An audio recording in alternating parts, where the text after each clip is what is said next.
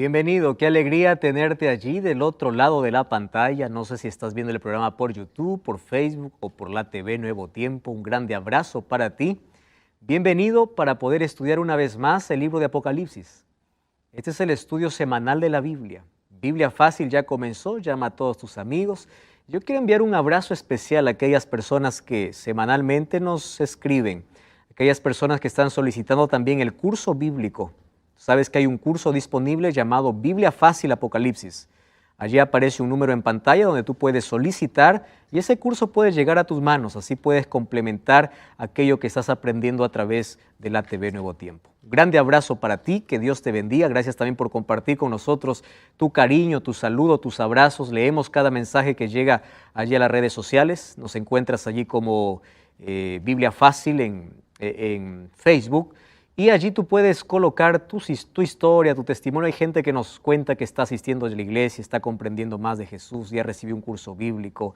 Nos alegra siempre poder leer aquellas historias y estamos nosotros orando también por ustedes. Nos alegra ver aquellas vidas, aquellas personas que toman una decisión, juntamente con las personas que están aquí en esta temporada, toman una decisión para dar un paso firme en dirección a Cristo. ¿Cuánto nos alegra? Si aún tú no has tomado la decisión, es hora de tomarla. Si ya tomaste la decisión y lo has guardado solo para ti, haznos conocer. Dinos si ya estás asistiendo a la iglesia, si ya recibiste el curso. Queremos saber tu historia, de cómo este programa te ayudó espiritualmente. Escríbenos, nosotros estaremos orando por ti. Con gusto allí te responderemos. Bienvenido una vez más, ya comenzó Biblia Fácil, entonces toma tu Biblia. Yo estoy aquí con Biblia abierta. No solo yo, sino también aquí mis amigos que comparten esta 10ª temporada de Biblia Fácil. Estamos listos y al mismo tiempo curiosos porque hoy vamos a hablar sobre la segunda bestia de Apocalipsis 13. Apocalipsis capítulo 12 allí muestra el gran conflicto que existe entre los poderes, el poder de Dios y el poder del enemigo. El diablo está enfurecido contra el pueblo de Dios. En Apocalipsis 12 representado como una mujer. Luego dice que se enfurece contra un remanente. ¿Quién es el remanente? Aquel pueblo de Dios fiel y sincero que guarda los mandamientos de Dios y tiene el testimonio de Jesucristo. Ese pueblo, en el tiempo del fin, hoy está de manera invisible en todas las iglesias, pero llegará un momento en que se unirán y habrá solamente 2 grupos en este planeta. Llegará el tiempo de que no existirán más placas ni nombres de iglesias. Llegará el tiempo en que solamente existirán 2 grupos, los adoradores de Dios y los adoradores de la bestia. Hoy vamos a hablar acerca de este segundo poder. ¿Estás listo? Vamos a cerrar nuestros ojos, acompáñanos allí donde estás. Bestia en profecía, ¿qué representa? Poder, ¿correcto? El primer poder subió del mar, muchedumbre de gente. Entonces este poder salió de allá de Europa, ¿verdad? Cuando Roma imperial dejó de existir, allí vino la continuación de la Roma papal. Apocalipsis capítulo 13 nos habla de 2 poderes, del poder de Roma papal, especialmente actuando en el tiempo del fin. Sin embargo, nos llama la atención más aún, porque a partir del versículo 11 del capítulo 13, presenta allí Juan otra bestia. Él recibió allí en visión no solamente la bestia que sube del mar, sino una bestia que sube de la tierra. Vamos a leer entonces Apocalipsis capítulo 13, versículo 11. Apocalipsis 13, 11. Felipe, ¿puedes acompañarnos ahí en la lectura? Vamos a leer. Después vi otra bestia que subía de la tierra. Tenía 2 cuernos semejantes a los de un cordero, pero hablaba como un dragón. Wow, impresionante, ¿no? Nos impresiona desde que sale. Algunas cosas que nosotros tenemos que ver aquí. La primera sube del mar, ¿verdad? Esta bestia que sube del mar gana la admiración y gana la lealtad de todo el mundo y en un momento va a ser que todos puedan adorarlo. Hoy vemos cómo este poder, este sistema religioso está ganando la gracia y el cariño de todo el mundo, está uniendo a todo el mundo. Sin embargo, hay una segunda bestia, y allí Felipe leyó, es una bestia que sube de la tierra, no es del mar, ahora es de la tierra. Tenía 2 cuernos semejantes a la de un cordero, pero hablaba como dragón. ¿Qué cosa es lo que sorprende aquí? Primero, que sube de la tierra. ¿Recuerdan ustedes que en Apocalipsis capítulo 12 la tierra ayudó a la mujer? ¿Se acuerdan ustedes de esa expresión? Cuando decía que la tierra ayudó a la mujer, estaba hablando de los lugares desolados donde el pueblo de Dios huyó, lejos de las doctrinas y de las enseñanzas falsas que se tenía y también de la persecución de la Edad Media. Ahora, de la misma tierra, es decir, de lugares desolados, nace un poder. No significa que era un lugar donde era un desierto completo, significa de un lugar poco poblado. Quiere decir que si la tierra ayudó a la mujer, significa que los hijos de Dios huyeron a lugares pocos poblados, se aislaron. Ahora, de un lugar poco poblado surgiría una segunda bestia o segundo poder. Otra cosa que aquí llama la atención es que las dos bestias tienen más o menos una semejanza al ángel. ¿Recuerdan ese ángel poderoso que tenía un librito en la mano? Un pie estaba sobre el mar y el otro pie estaba sobre la tierra. Fíjense aquí. Ahora, hay una bestia que sube del mar y el otro bestia que sube de la tierra. Cuando se habla mar y tierra, está hablando de la totalidad de la humanidad. Lugares muy poblados o poco poblados. Totalidad. ¿Correcto? Ahora, el alcance que tienen estos poderes entonces es mundial. Otra cosa que llama la atención es que tiene dos cuernos, ¿verdad? Y que es semejante a un cordero, pero habla como dragón. Cordero, ¿qué representa en la Biblia? ¿Quién es el cordero? Cristo. ¿Y quién es el dragón? El diablo. Es decir, este poder tiene una apariencia de cordero. ¿De dónde viene la palabra cristiano? De Cristo, ¿verdad? Entonces, tiene una apariencia cristiana, pero un momento va a quitarse esa careta cristiana, va a dejar de ser cordero o la imitación de un cordero y va a empezar a hablar como dragón, como es su verdadera naturaleza. Ahora, este es un poder entonces político que se va a unir a esta primera bestia. Ahora eso lo vamos a ver a continuación. Quiere decir que el diablo levanta un poder que sube del mar, que es Roma, ¿correcto? Roma papal. Solo que dice que este primer poder hace que todos lo adoren, pero no lo va a hacer solo, sino a su ayuda se va a levantar otro poder para que la primera bestia pueda ser adorada y así se pueda cumplir la profecía de que toda la tierra adora a esta primera bestia. ¿Cómo lo hará? Antes de decir cómo, primero tenemos que descubrir quién es ese primer poder. Entonces, por la apariencia de cordero y al mismo tiempo dragón, significa que este imperio, este poder, sería aparentemente religioso, ¿correcto? Porque tiene apariencia de cordero, pero luego apoyará a la primera bestia.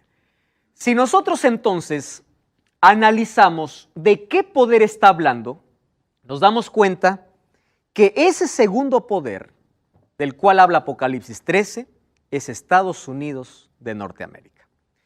Pero no es un decir o es una conclusión superficial, ustedes creen que es Estados Unidos. Vamos a analizar características y por qué creemos que es Estados Unidos de Norteamérica.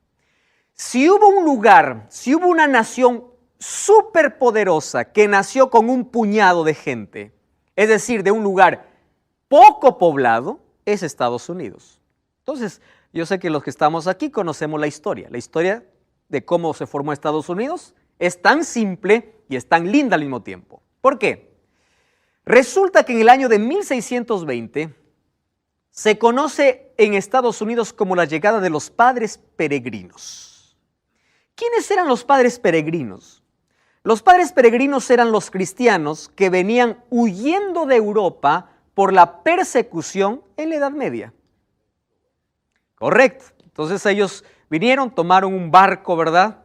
El Mayflower. Ellos allí, ¿dónde desembarcaron? Allí en las orillas del Atlántico. Y allí formaron sus colonias. Ya habían por ahí unas 16 colonias, forman la 17ª colonia. Entonces, Estados Unidos tiene como tradición, incluso hasta hoy, celebrar cada año, un jueves del mes de noviembre, el Día de Acción de Gracias. Solo en Estados Unidos, ¿verdad? El Día de Acción de Gracias significa para Estados Unidos su historia, su verdadero nacimiento. ¿Por qué? Porque ellos recuerdan la llegada de los padres peregrinos, la llegada de estos hombres y mujeres que venían huyendo de la persecución papal.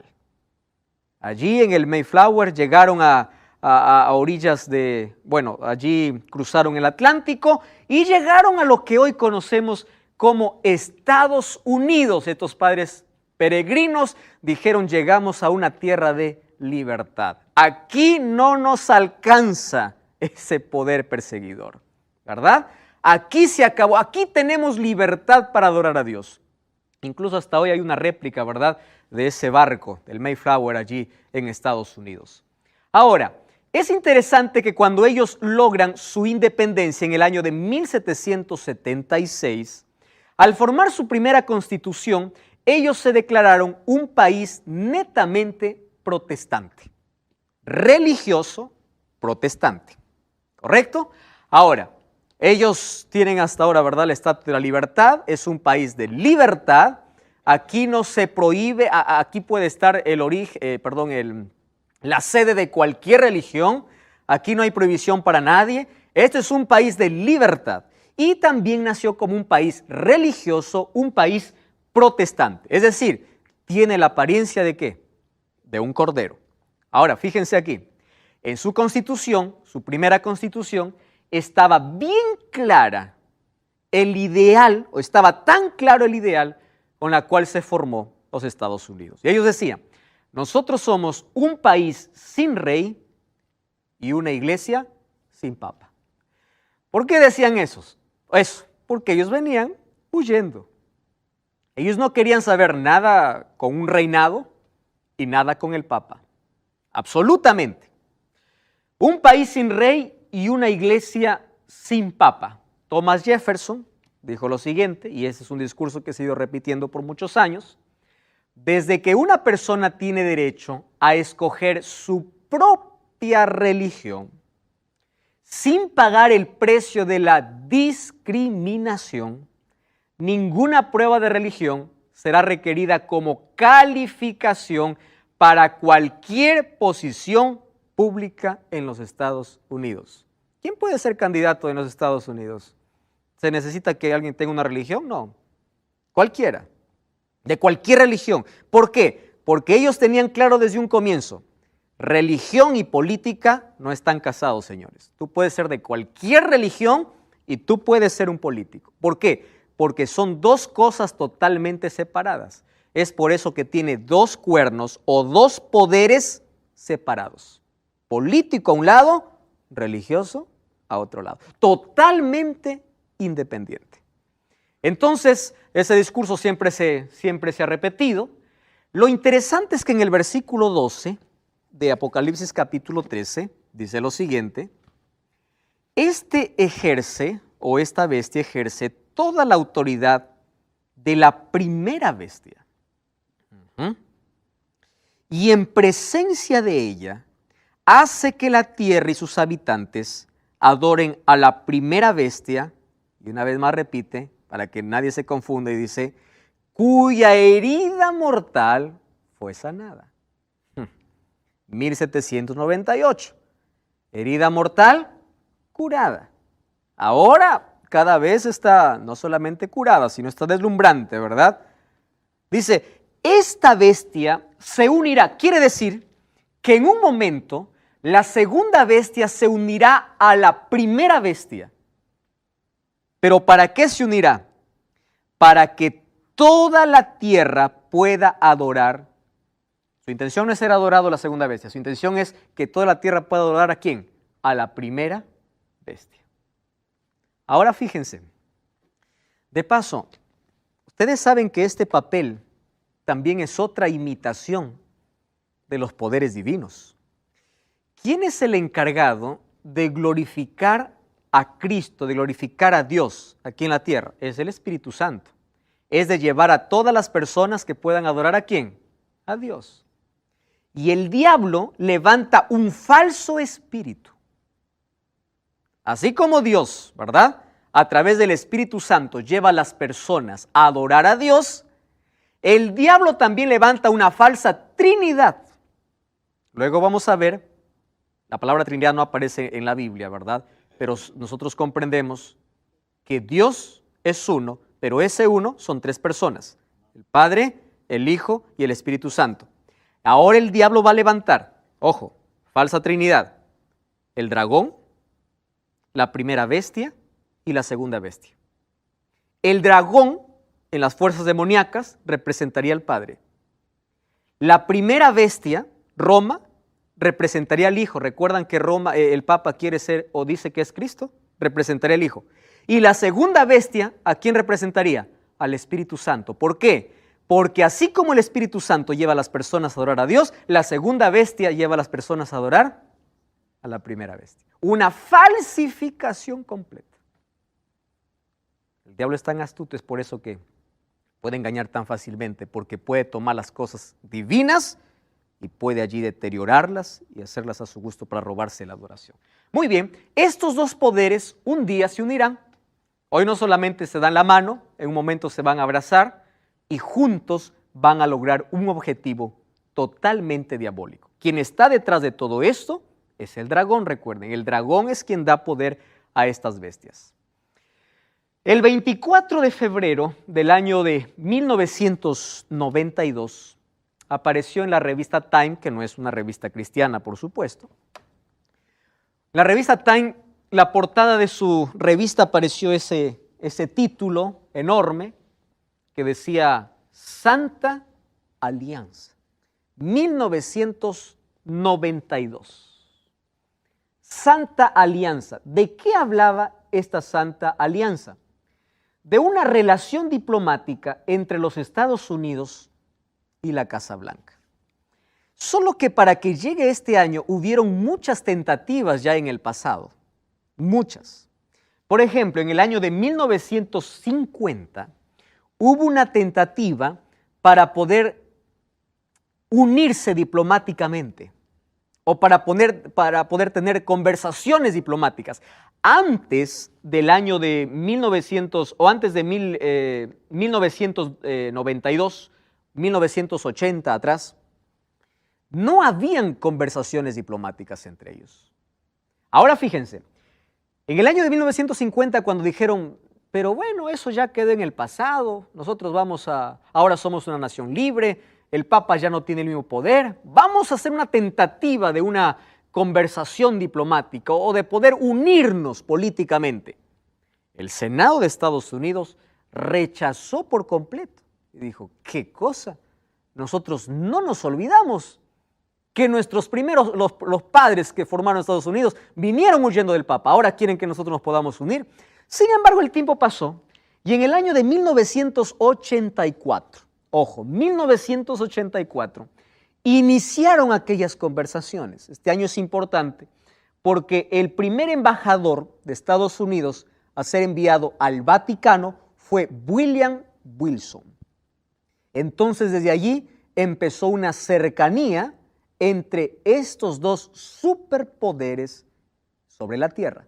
Uno, un poder político y religioso, pero más conocido religioso, y el otro poder político como una potencia mundial o como un superpoder sobre la tierra. Dos poderes que en un momento se van a unir. ¿Cómo lo harán? Miren lo que dice Apocalipsis capítulo 13, versículo 14. Esto es impresionante. Apocalipsis capítulo 13, versículo 14, dice así. Engaña a los habitantes de la tierra con las cuales o con las señales que se le ha permitido hacer en presencia de la bestia, diciendo a los habitantes de la tierra que le hagan una imagen a la bestia y nuevamente se repite. ¿Qué se repite? La bestia que fue herida, ¿y qué dice? Y revivió. Como para tener la certeza absoluta, certeza completa de que no se trata de otro poder, es del mismo poder de la primera bestia, Apocalipsis capítulo 13, versículo 1 en adelante. Dice, ahora hace señales y hace que todos los habitantes de la tierra le hagan una imagen. ¿De dónde viene esta expresión? ¿Recuerdan ustedes el capítulo 3 de Daniel? Cuando Nabucodonosor levanta una estatua. Es una historia muy conocida en el capítulo 3.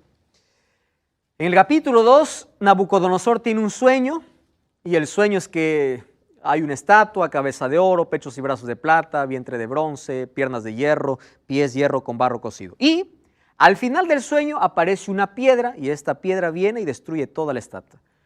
¿Qué cosa representaba esa piedra? El regreso de Jesús, el mayor imperio. Todos los imperios humanos van a pasar. Solo que Nabucodonosor primero comprendió y luego dijo, no, yo quiero que mi imperio nunca pase. En el capítulo 3, después de algunos años, él levantó una estatua con una diferencia. Lo hizo toda de oro, desde la cabeza hasta los pies. Una manera de decir, mi imperio nunca va a terminar, ¿no? A veces cuando el ser humano quiere ir en contra de los planes de Dios, hace cosas ridículas incluso. Él levanta una estatua y él manda que todos puedan venir. Allí coloca instrumentos, coloca músicos y dice, al son de la trompeta, todos se van a arrodillar ante la estatua. Dentro de ese grupo habían 3 jóvenes hebreos, que eran los amigos de Daniel. Daniel no estaba probablemente porque estaba de comisión en algún otro lugar. Él era, recuerden, él tenía un cargo público allí en Babilonia. Y estaban los 3 amigos de Daniel, Sadrac, Mesac y Abednego. Cuando todos se arrodillaron, 3 no lo hicieron. ¿Cuál era la sentencia? Si ustedes no se arrodillan, ustedes van a parar ¿dónde? En el horno de fuego. Correcto. La historia nosotros sabemos, no se arrodillaron, por más que fueron amenazados, porque una persona que es fiel, ¿verdad?, no se rinde ante ninguna tempestad, demuestra su fidelidad aun cuando pase por el horno de fuego. Y Dios los libró del horno de fuego. Solo que algo parecido ocurrirá en el tiempo final, donde dice que hará una imagen a la primera bestia. ¿De qué imagen está hablando? Primero, nosotros aquí vemos que va a haber una imposición de adoración. ¿Para qué se levanta una imagen? Para adorar. Se levanta una imagen para otra cosa. La imagen es representación o símbolo de adoración. Solo que la adoración va a ser impuesta porque dice que va a obligar o va a hacer de que todos puedan adorar. Cuando se habla acerca de imagen, aquí nosotros encontramos un asunto interesante. Miren aquí. El problema de la crisis final será una sola palabra: adoración. ¿Cómo termina el gran conflicto? Con aquello que comenzó, o igual como comenzó. ¿Por cuál fue el problema en el cielo? Adoración. El diablo quería ser adorado porque quería el trono. Su orgullo le dominó y se rebeló contra Dios. ¿Cómo culminará la historia de este mundo? Con el mismo problema: adoración. Los 2 grupos que presenta Apocalipsis en el tiempo del fin se identifican así. No existen varios grupos, los que adoran a Dios y los que adoran al dragón. No existe un tercer grupo. Es decir, la humanidad no tiene una tercera opción. O adoras a Dios o estás de parte del diablo. No hay una tercera opción. Además, dice allí que aquellos que adoran a Dios tienen ciertas características que nosotros ya vimos en el pueblo remanente.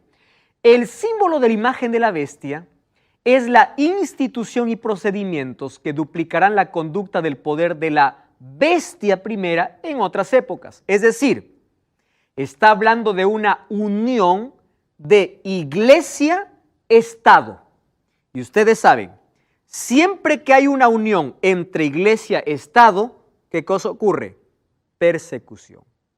Porque cuando se une el poder político y religioso, se une solo con una intención: que todos obedezcan a este poder. Y aquel que desobedece, ¿qué cosa sucede? Es muerto, es amenazado, es destruido. Entonces, la misma imagen de los 1260 años de amenaza, de persecución, esa misma imagen de unión de poder político y religioso, esa imagen volverá, ¿cuándo? En este tiempo del fin. cuando ambos poderes se unan y obliguen que todos los seres humanos adoren. Versículo 7 del capítulo 13 dice: se les permitió hacer guerra contra los santos y vencerlos. Está hablando acerca de la primera bestia, es decir, esa misma imagen ahora se repetirá con este segundo poder. Miren lo que va a ser esta segunda bestia, capítulo 13, versículo 16 y versículo 17. Dice así: y hacía que todos, grandes y pequeños, ricos y pobres, libres y esclavos, se les pusiera, ¿qué cosa dice? Una marca, ¿dónde? En la mano derecha o en la frente, no solo allí. Y que ninguno pudiera comprar ni vender, sino el que tuviera la marca o el nombre de la bestia o el número de su nombre. Y aquí hay sabiduría. El que tiene entendimiento cuenta el número de la bestia. Es un número de hombre. Su número es 666. Un enigma aquí por descubrir. ¿En qué momento ocurre eso? Estamos de regreso, esto es Biblia Fácil, hoy hablando acerca de la segunda bestia de Apocalipsis 13. Ya vimos quién es la primera bestia, ahora cómo la segunda bestia se unirá a este primer poder y llevará a toda la humanidad para que pueda adorar a esta primera bestia. Mas ¿cómo esto se logrará? ¿Qué cosa es lo que tiene que ocurrir? Allí Pablo estaba levantando la mano antes de ir a la pausa. Sí, Pablo. Veo que todo esto apunta a la religión mundial, que será el ecumenismo, ¿no? Uno ve hoy todas las tendencias religiosas, todos los grupos religiosos, Sí. no hablo denominacionales, digo grupos cristianos, musulmanes, todos hablan de eso, ¿no? De el amor. De una El unidad. amor nos une. Y hay una frase muy popular, ¿no? Pero que no deja de ser cierto, que es mejor estar separados por la verdad que unidos por el error. Wow. Y eso me lleva a mí a pensar también en los cristianos de Berea. Cuando el apóstol Pablo, que no era cualquiera, hablaba y enseñaba, ellos no tragaban todo eso. Bueno, vamos a ver si lo que él dice concuerda con lo que dice la Escritura, ¿no? Y yo creo que en este tiempo lo que nos puede mantener con las luces alertas y atentos es la Escritura, es la palabra de Dios. Porque otra cuestión es las señales. Porque hoy uno ve todo un movimiento de señales, de milagros, esto y aquello, ¿no? Pero uno va a conocer la verdad y la mentira no por las señales, sino por los frutos y por la doctrina que se enseña. Es la Biblia nuestra base de todo. Gracias, Pablo. Qué extraordinario allí ese comentario, ¿verdad? Y a eso en ese tiempo estamos ahora, Pablo. La frase que mencionaste es tan correcta porque hoy tanto se habla de una unidad basada en el amor, incluso tomando el texto de Jesús, la oración sacerdotal de Jesús de San Juan 17, diciendo: quiero que todos puedan ser uno.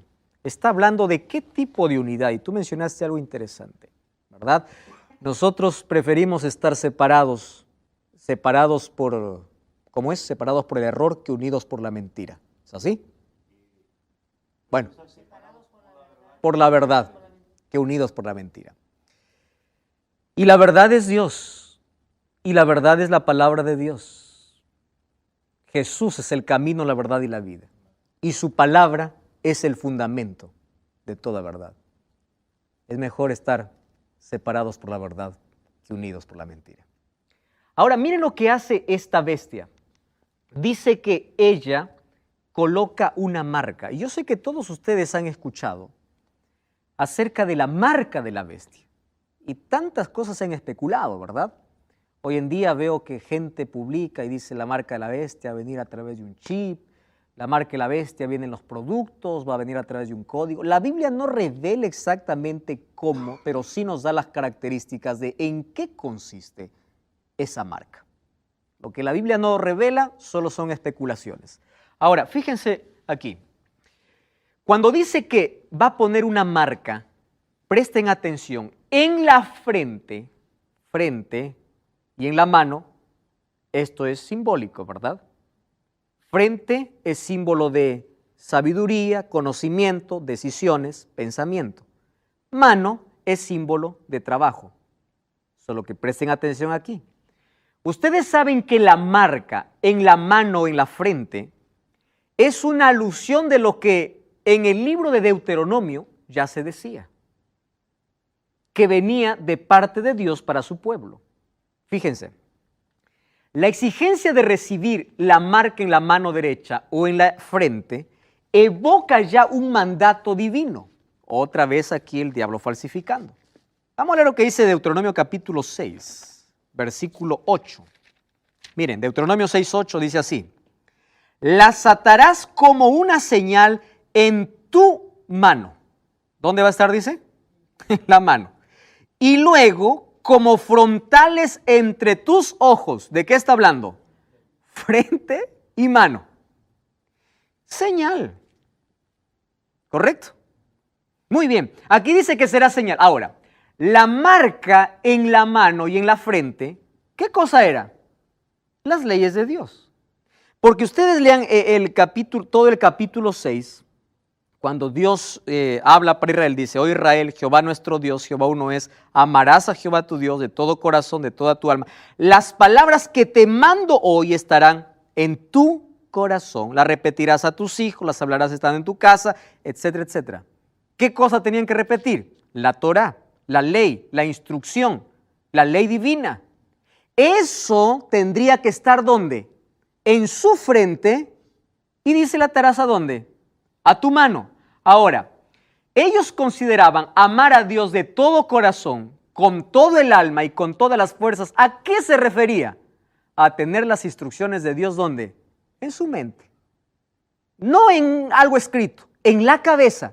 Eso representaba para el pueblo de Israel entonces amar a Dios con todo el corazón. Corazón representa el pensamiento, ¿verdad? En la Biblia, el cerebro, donde se generan las decisiones, etcétera, etcétera. Allí es donde sería guardada la ley de Dios, la instrucción de Dios. Muy bien. La exigencia de la bestia entonces es tener la marca en la mano, en la frente. ¿Qué cosa representaría aquí? La antítesis de los mandamientos de Dios. Es decir, el cambio de obediencia a la bestia en lugar de obedecer a Dios. Dios quiere colocar su ley y su palabra y su instrucción en la mente. El diablo dice: no, yo voy a colocar mi marca en la mente. Y aquí hace alusión a lo que dice Deuteronomio capítulo 6, mano y frente. Mano símbolo de trabajo, frente símbolo de conocimiento. La verdad probatoria entonces para el mundo en la crisis final está centrada en un asunto de adoración apropiada. El asunto es adoración. Los sellados adoradores de Dios, en Apocalipsis 14:12, ¿qué cosa dice? Aquí está la paciencia de los santos. Los que guardan los mandamientos de Dios son los que guardan los mandamientos de Dios. Es decir, presten atención aquí, en la crisis final, los mandamientos de Dios surgirían como una norma de lealtad. No estoy hablando de salvación, porque el pueblo de Dios siempre se salvó por gracia. Sin embargo, cuando hablamos de adoración, estamos hablando de una evidencia externa. Entonces, la norma de lealtad, que tiene que ver estrechamente con adoración, ¿con qué tiene que ver? Con la ley de Dios, con los mandamientos, allí basado en Deuteronomio capítulo 6, versículo 8. Entonces dice que aquellos que no tengan la marca, ¿qué cosa es lo que no pueden hacer? No pueden ni comprar ni vender a menos que no tengan la marca allí. Ahora, es interesante, si existe un sello de Dios, que es su ley completa, y nosotros ya vimos cuando hablamos de sello, de que hay un mandamiento que dice específicamente cuál es su sello, y es el día sábado. ¿Cuál sería lo contrario a ese sello? Un día impuesto por encima de ese sello.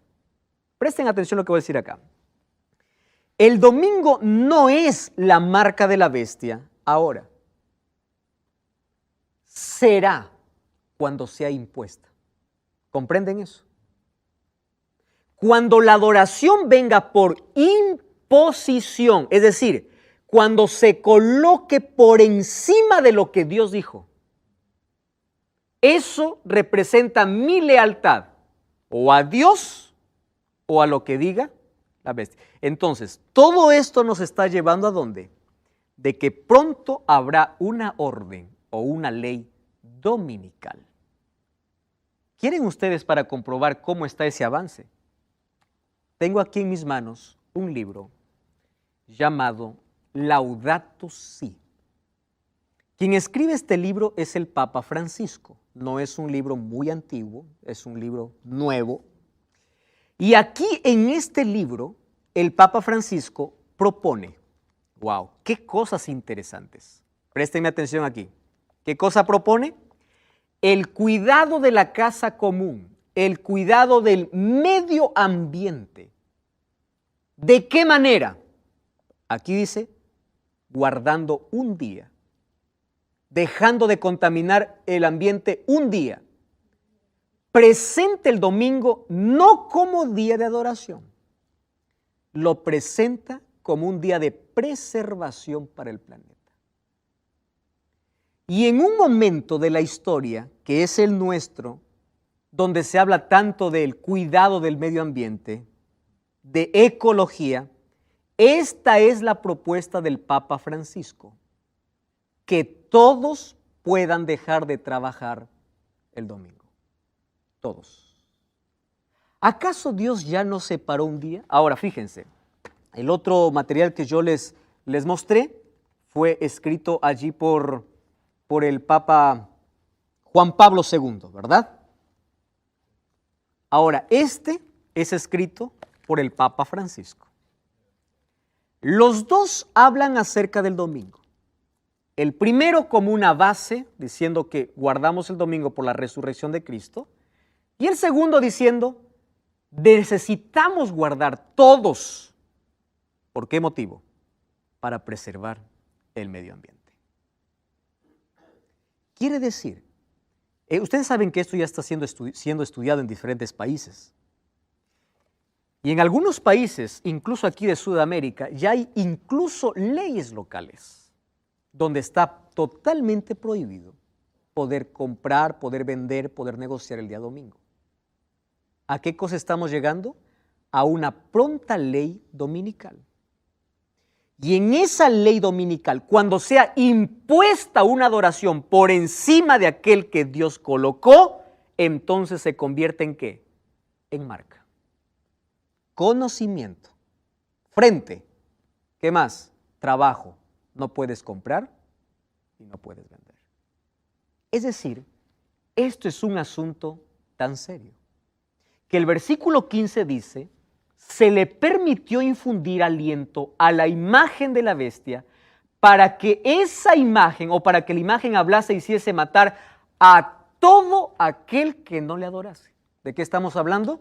De una imposición de adoración. ¿Acaso eso no es lo que hizo Nabucodonosor? ¿Acaso es lo que no, eso es lo que hizo, no es lo que hizo el Papa en la Edad Media, en los 1260 años? Imposición de normas, de dogmas y de tradiciones. Ahora, aquel que no hace eso, entonces fue dado poder ¿para qué? Para que pueda ser muerto. Entonces nosotros encontramos desde hace algún buen tiempo cómo las conversaciones han ido de menos para más, ¿verdad? Y cada vez nosotros encontramos una cercanía extraordinaria, diversas negociaciones y diversas conversaciones. No nos interesa saber las conversaciones secretas. Lo que sabemos es que la profecía dice que un día estos dos poderes se unirán. Entonces, cuando se unan estos dos poderes, ellos impondrán una adoración falsa. Ahora, los mandamientos de Dios no son señal o no son la causa de la salvación. Serán señal de lealtad y de obediencia. Aquello que dividirá a estos dos grupos. Ahora el versículo 18 dice, aquí hay sabiduría y el que tiene entendimiento cuente el número. Bestia es poder, pues su número es de hombre. ¿Qué día fue creado el hombre? Sexto día. El 6 es un número de hombre. Casi 7. No alcanza el ideal divino. Casi 7. Y cuando se repite 3 veces 6, aquí hace alusión a muchas cosas. ¿Cuántas veces se dice santo, santo, santo? 3. Santo, santo, santo. Existe Padre, Hijo y Espíritu Santo. Ahora el diablo, usando el número, no el diablo, la bestia usando el número de desobediencia, o aquí simbólicamente se usa el número de desobediencia, repitiendo el doble. Miren esta arrogancia o esta imposición, o miren aquí esta manera de poder sobreexaltarse sobre los planes divinos. 6, 6, 6. Y este 666 vino del sistema sexagesimal que heredamos todos nosotros de Roma. Allí, por ejemplo, cuando Babilonia quería contar al Dios más pequeño, lo contaba con el número 6. Cuando Roma quería contar a sus dioses locales, era con el número 60. Y cuando quería contar la totalidad, era 600. Si nosotros unimos 600 más 60 más 6, saldría 666. Es decir, esto es símbolo de idolatría completa, donde uno obedece una orden divina antes que una orden, o una orden humana antes que una orden divina. Número 6 es humano, no alcanza el ideal divino y está en contraste allí con el 7 de la deidad. Ahí en el capítulo 1, versículo 4, se repite muchas veces 7, 7, 7. Ahora comienza con 666, símbolo de desobediencia y deslealtad a Dios. Amigos, vivimos en un momento muy solemne y especial de la historia. La batalla de la crisis final es una batalla en la mente. No es una guerra política, militar. Ambos poderes queriendo conquistar al ser humano. Esto tiene que ver con nuestras decisiones. La prueba de la crisis final será adoración. ¿A quién estás adorando? Ahora existen 3 grupos. ¿Cuáles son esos grupos? Aquellos que aman el Evangelio y tienen compromiso con el Evangelio. A mí me interesa mucho aquella expresión que Pablo mencionó. Los bereanos no estaban dispuestos a hacer lo que alguien les diga simplemente porque lo dijo. Ellos iban a las Escrituras para ver si las cosas eran así. Ahora, aquellos que aman el Evangelio y aquellos que tienen un compromiso con el Evangelio seguirán siendo fieles. Sin embargo, existe un segundo grupo, aquellos que rechazan por completo el Evangelio. Aquellos que rechazan por completo el Evangelio, porque en su cabeza, en su mente tienen tanta filosofía de humanismo y de tantas otras cosas, ya están decidiendo a quién adorar. Sin embargo, lo que más me llena de tristeza es un tercer grupo que existe. ¿Sabes cuál es ese tercer grupo? El grupo indiferente. El grupo indiferente es aquel que sabe qué cosa es lo que tiene que hacer, pero no lo hace. Es aquel que sabe de dónde tiene que salir, pero no sale. Aquel grupo es aquel que ve la verdad en su plenitud, pero no está dispuesto a obedecerlo. Aquel grupo es el mayor y es el más peligroso. Es un grupo de cristianos sinceros que encuentran la verdad tan clara, pero aún prefieren continuar allí en su rebeldía. Querido, yo he venido para hablarte de Jesús y de salvación. Quien te salve es Cristo. Su gracia te transforma. Tu vida va a ser cambiada por la gracia de Cristo y un día vas a estar en el cielo no por las obras que hiciste, sino por la gracia divina. Sin embargo, cuando su gracia nos transforma, nos hace leales y fieles a su palabra. Vivimos en la parte final de la historia. Ya no hay más tiempo que perder. Es hora de tomar decisiones. Muy pronto se impondrá en este mundo una falsa adoración.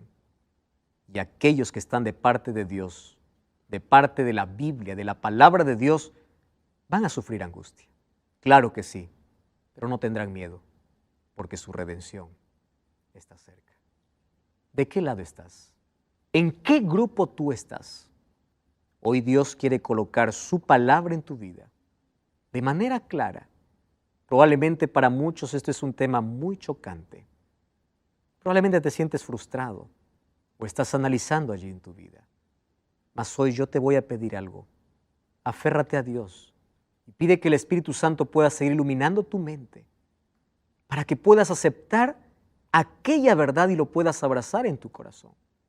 No te estoy hablando de abrazar una iglesia, abrazar la Biblia, la palabra de Dios, porque finalmente este mundo quedará solamente en dos grupos: aquellos que sirven y adoran a Dios y aquellos que sirven y adoran a sus líderes y a la bestia. Hoy quiero orar por ti. Antes quiero que tomes una decisión. Si tú hoy tomas la decisión de poder decidir, o si tú hoy decides de ponerte de parte de Dios, de parte de su palabra, ahí donde tú estás, mirando la TV, ponte de pie si quieres, levanta la mano o acércate al final porque juntos vamos a orar. Dios está viendo esa decisión. Voy a invitar a Andrés que venga para cantar. Mientras él canta esta linda canción donde pide que el Espíritu Santo pueda tocar nuestra vida, sé que el Espíritu Santo está tocando tu corazón. Déjate ser tocado por